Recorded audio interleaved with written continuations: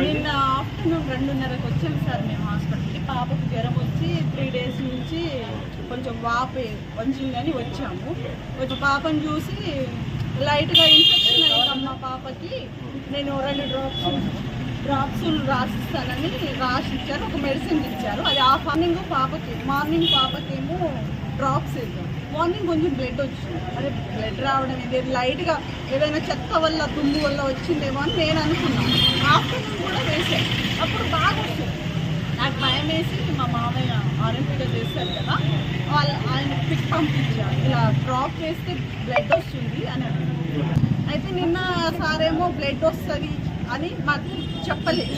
ఈరోజు 99% వస్తుంది అని సారు ఇప్పుడు చెప్తున్నారు. 99% ఎవరికో ఒకరికి వస్తుందని ఇప్పుడు చెప్తున్నారు.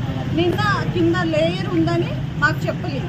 ఇప్పుడు క్లారిటీగా చూసి మాకు లేయర్ వస్తుంది, కింద లేయర్ ఉంది, దానివల్ల వస్తుందని ఇప్పుడు చెప్తున్నారు సార్. ఇప్పుడు 6 సంవత్సరాలు సార్ పాప.